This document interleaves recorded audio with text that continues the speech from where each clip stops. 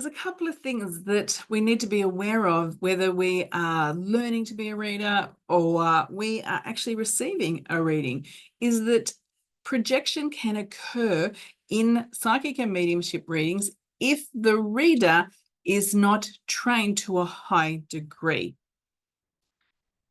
Readers need to be in a space of neutrality when they start. They need to know how to do that. That way they will not project and bring their life situations, whatever they're going through, into a reading. Now, some of us might have had readings and we know that the reader was actually talking about themselves and not them and not you, based on the level of projection. Based on that didn't relate. When we often hear of like, oh, that reading was not very accurate, it's not that the person didn't have skills, it's that they didn't know how to discern where they began and ended. It's one of those questions students ask all the time.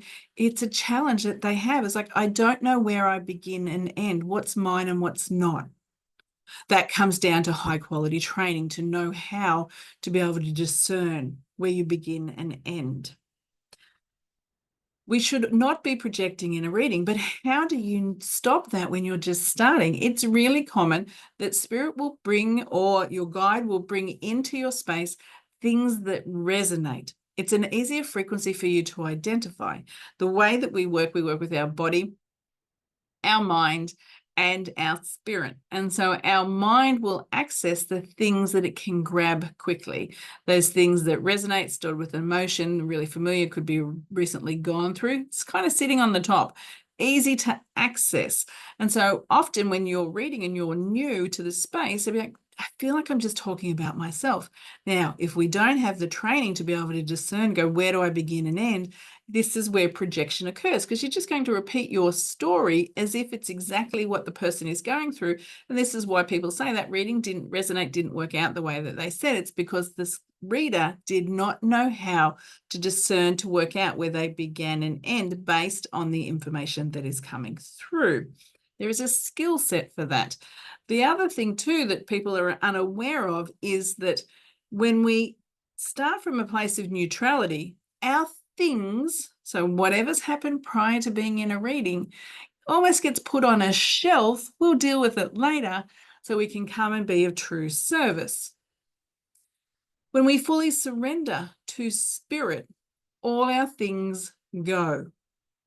Aches, pains, worries, concern disappears because of the meshing of energy. If that has not occurred as a reader and you are still working in a space that feels like this is just how I was feeling prior to starting the reading, then your surrender has not been to the degree that it is required. You should never, as a reader, be bringing your things into a reading. You have to do the work. There's a direct correlation between working on yourself and the elevation of skills. The more that you work and unpack your pains, your traumas, the unhealed shadow work, the more that you do that, the more that you grow, and there's a direct correlation with your skills. That being said, if you do that too fast, a whole lot of things can happen. I've seen it time and time again where the integration or the work in that shadow space and that healing space is done too fast, and it actually creates other damage. So we have to be really careful about the speed in which we do this. We will do some, we need to integrate it, almost rest, catch our breath, allow the skills to shift up, and then come back and do some shadow work, do some more healing, and then go again. Doing it too fast, it's going to cause other problems, and they may not show up until later. So there is a process. There's a whole reason why psychology and psychiatrists work the way that they do, because they know what can happen if you go too fast with the human psyche. So do the work, but know that it will take some time to do all the work. Otherwise, it's not fully integrated. Know that when we're in a reading space, that we have to have the skill set to know how to be neutral when we start our readings. We also need to be aware of how much we need to surrender to spirit, so our things go off onto a shelf until we finish. That way, if anything comes up in the reading, we know it's not ours. You'll be able to Discern the difference.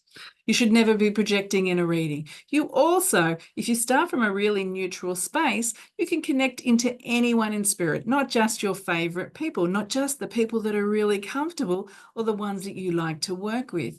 You can connect into anyone. Know that whoever comes forward, there's a reason that they come forward. So we don't dismiss them, but we also want to look for the person that the client really wants. Once again, high skilled training is going to be able to give you all the skills to be able to maneuver through all the scenarios that psychics and mediums experience. But the key of this message is to be aware that you need to do work on yourself. Don't do it too fast, because other things can happen. Know that it is a slow process. Healing and growth takes time. Also be aware too that as a professional psychic or medium, we need to be able to discern where we begin and end, and we need to know when that happens. We also need to be able to fully surrender to spirit if we're working in a mediumship space, so we can bring through what we need to bring through, connect with everyone that we need to connect with, and serve to the highest degree. My name is Bronwyn Jane. I'm a psychic medium and spiritual coach and the founder of the Psychic Mediumship College.